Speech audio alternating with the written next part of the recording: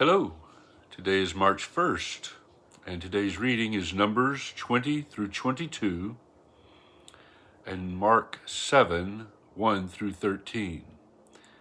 This is the reading of God's Word.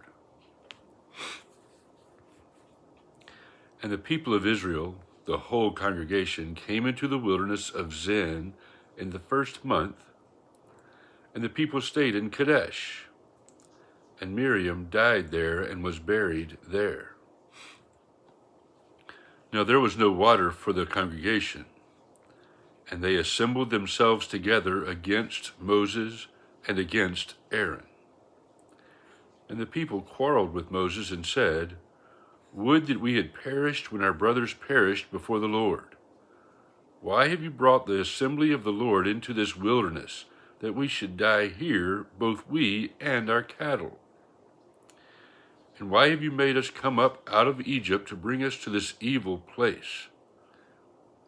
It is no place for grain or figs or vines or pomegranates, and there is no water to drink." Then Moses and Aaron went from the presence of the assembly to the entrance of the tent of meeting and fell on their faces. And the glory of the Lord appeared to them. And the Lord spoke to Moses, saying, "Take the staff and assemble the congregation, you and Aaron your brother, and tell the rock before their eyes to yield its water. So you shall bring water out of the rock for them and give drink to the congregation and their cattle." And Moses took the staff from before the Lord as he commanded him. Then Moses and Aaron gathered the assembly together before the rock, and he said to them, "Hear now, you rebels, shall we bring water for you out of this rock?" And Moses lifted up his hand and struck the rock with his staff twice, and water came out abundantly, and the congregation drank and their livestock. And the Lord said to Moses and Aaron, "Because you did not believe in me, to uphold me as holy in the eyes of the people of Israel, therefore you shall not bring this assembly into the land that I have given them. These are the waters of Meribah, where the people of Israel quarreled with the Lord, and through them he showed himself holy." Moses sent messengers from Kadesh to the king of Edom. "Thus says your brother Israel, you know all the hardship that we have met, how our fathers went down to Egypt, and we lived in Egypt a long time. And the Egyptians dealt harshly with us and our fathers. And when we cried to the Lord, he heard our voice and sent an angel and brought us out of Egypt. And here we are in Kadesh, a city on the edge of your territory. Please let us pass through your land. We will not pass through field or vineyard or drink water from a well. We will go along the king's highway. We will not turn aside to the right hand or to the left until we have passed through your territory." But Edom said to him, "You shall not pass through, lest I come out with the sword against you." And the people of Israel said to him, "We will go up by the highway, and if we drink of your water, I and my livestock, then I will pay for it. Let me only pass through on foot, nothing more." But he said, "You shall not pass through." And Edom came out against them with a large army and with a strong force.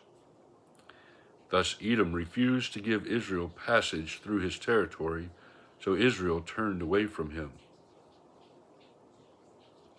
And they journeyed from Kadesh, and the people of Israel, the whole congregation, came to Mount Hor. And the Lord said to Moses and Aaron at Mount Hor, on the border of the land of Edom, "Let Aaron be gathered to his people, for he shall not enter the land that I have given to the people of Israel, because you rebelled against my command at the waters of Meribah. Take Aaron and Eleazar his son and bring them up to Mount Hor, and strip Aaron of his garments and put them on Eleazar his son. And Aaron shall be gathered to his people and shall die there. Moses did as the Lord commanded, and they went up Mount Hor in the sight of all the congregation. And Moses stripped Aaron of his garments and put them on Eleazar his son. And Aaron died there on the top of the mountain. Then Moses and Eleazar came down from the mountain. And when all the congregation saw that Aaron had perished, all the house of Israel wept for Aaron 30 days.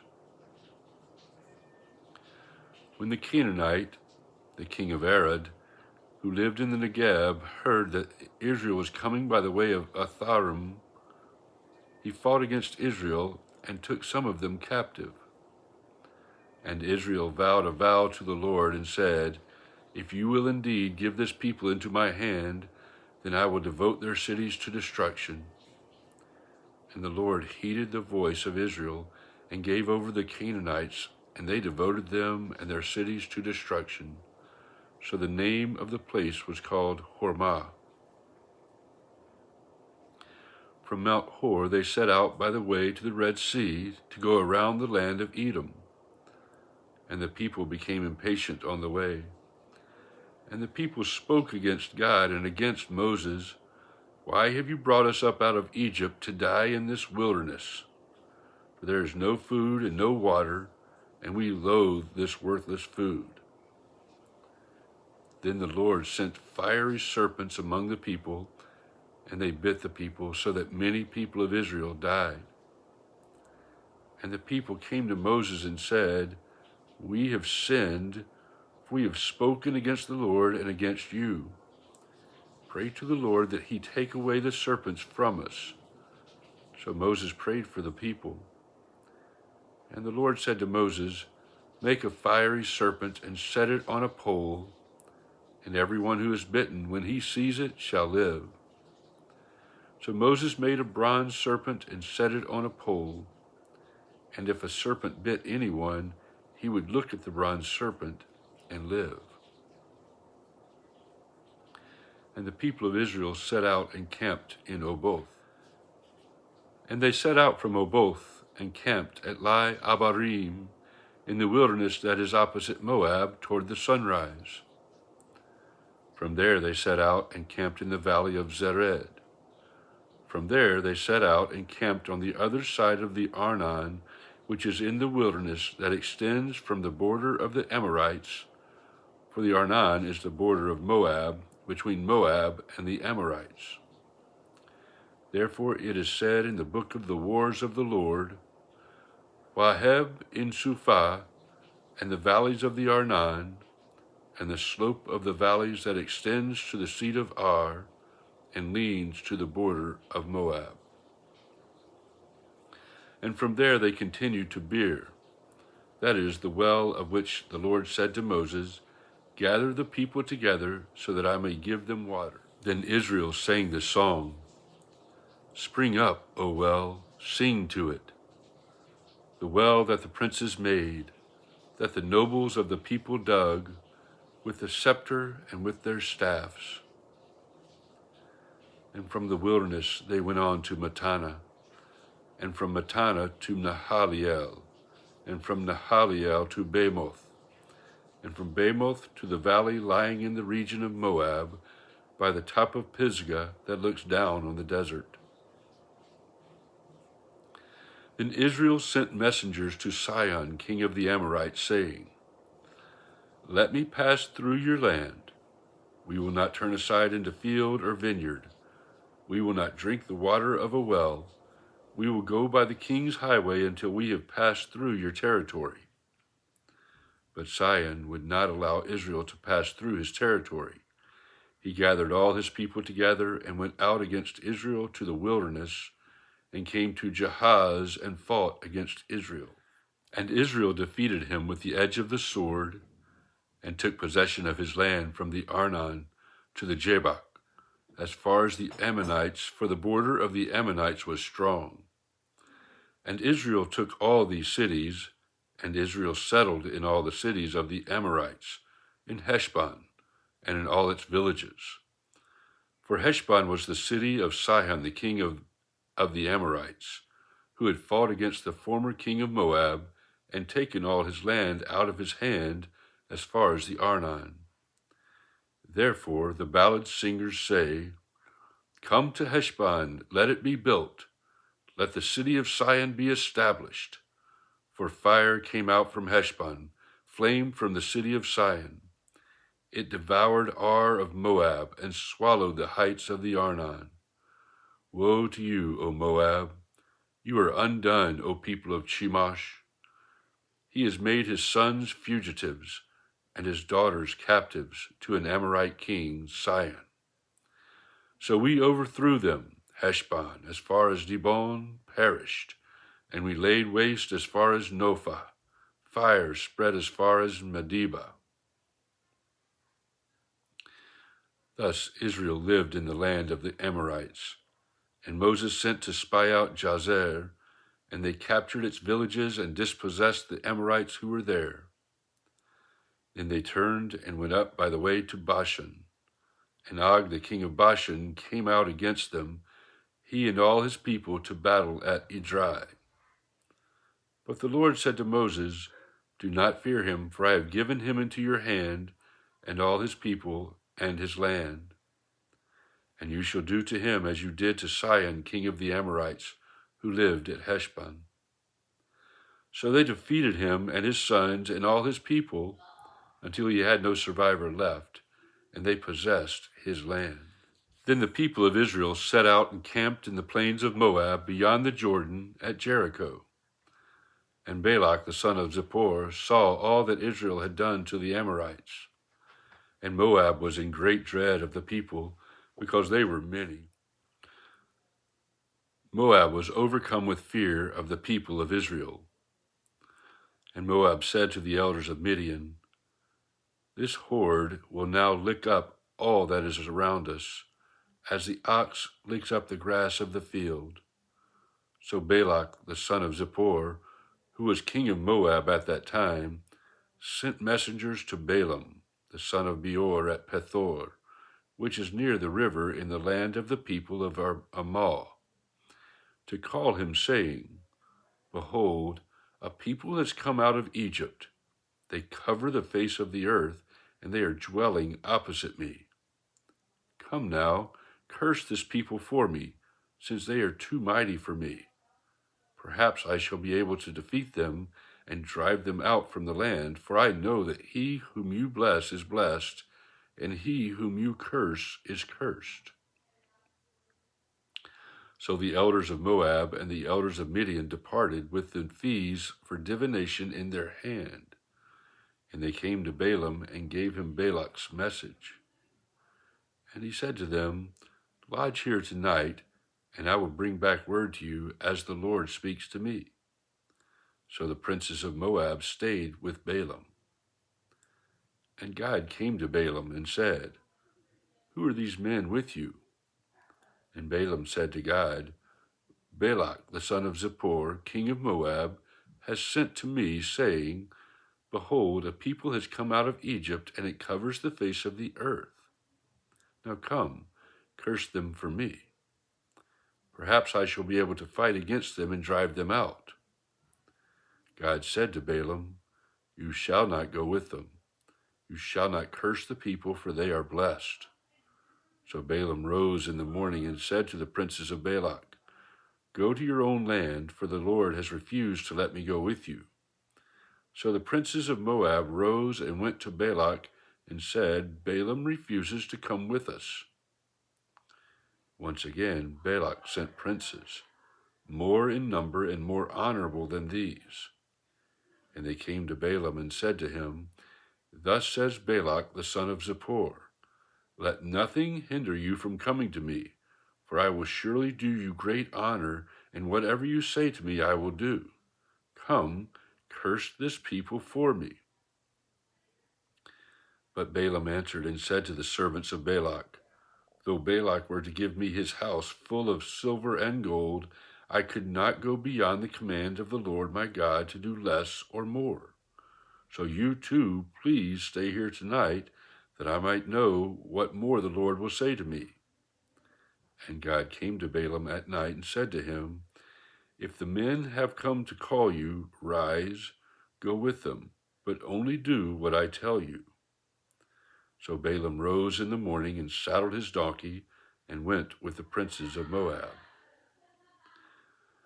But God's anger was kindled because he went, and the angel of the Lord took his stand in the way as his adversary.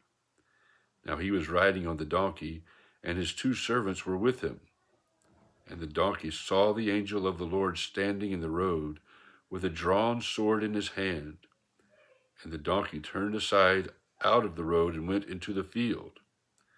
And Balaam struck the donkey to turn her into the road. Then the angel of the Lord stood in a narrow path between the vineyards with a wall on either side. And when the donkey saw the angel of the Lord, she pushed against the wall and pressed Balaam's foot against the wall. So he struck her again. Then the angel of the Lord went ahead and stood in a narrow place, where there was no way to turn either to the right or to the left. When the donkey saw the angel of the Lord, she lay down under Balaam. And Balaam's anger was kindled, and he struck the donkey with his staff. Then the Lord opened the mouth of the donkey, and she said to Balaam, "What have I done to you, that you have struck me these 3 times?" And Balaam said to the donkey, "Because you have made a fool of me. I wish I had a sword in my hand, for then I would kill you." And the donkey said to Balaam, "Am I not your donkey, on which you have ridden all your life long to this day? Is it my habit to treat you in this way?" And he said, "No." Then the Lord opened the eyes of Balaam, and he saw the angel of the Lord standing in the way with his drawn sword in his hand. And he bowed down and fell on his face. And the angel of the Lord said to him, "Why have you struck your donkey these 3 times? Behold, I have come out to oppose you because your way is perverse before me.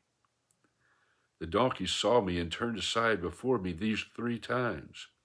If she had not turned aside from me, surely just now I would have killed you and let her live."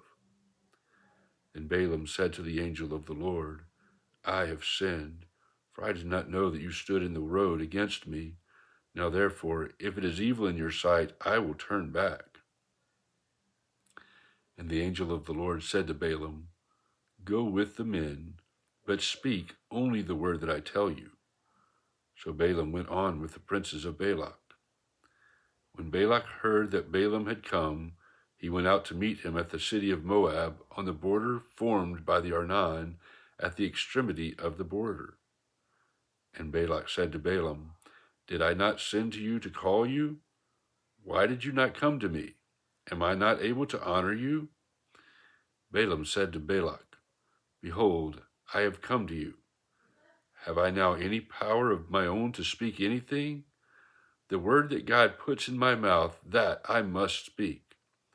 Then Balaam went with Balak, and they came to Kiriath Huzoth. And Balak sacrificed oxen and sheep, and sent for Balaam and for the princes who were with him.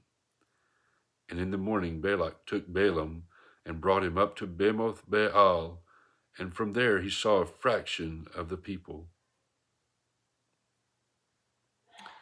Mark 7, 1 through 13. Now when the Pharisees gathered to him with some of the scribes who had come from Jerusalem, they saw that some of his disciples ate with hands that were defiled, that is, unwashed. For the Pharisees and all the Jews do not eat unless they wash their hands properly, holding to the tradition of the elders, and when they come from the marketplace they do not eat unless they wash. And there are many other traditions that they observe, such as the washing of cups and pots and copper vessels and dining couches. And the Pharisees and the scribes asked him, "Why do your disciples not walk according to the tradition of the elders, but eat with defiled hands?" And he said to them, "Well did Isaiah prophesy of you hypocrites, as it is written, 'This people honors me with their lips, but their heart is far from me. In vain do they worship me, teaching as doctrines the commandments of men.' You leave the commandment of God and hold to the tradition of men." And he said to them, You have a fine way of rejecting the commandment of God in order to establish your tradition. For Moses said, 'Honor your father and your mother,' and whoever reviles father or mother must surely die. But you say, 'If a man tells his father or his mother, whatever you would have gained from me is Corban,' that is, given to God, then you no longer permit him to do anything for his father or mother, thus making void the word of God by your own tradition that you have handed down. And many such things you do."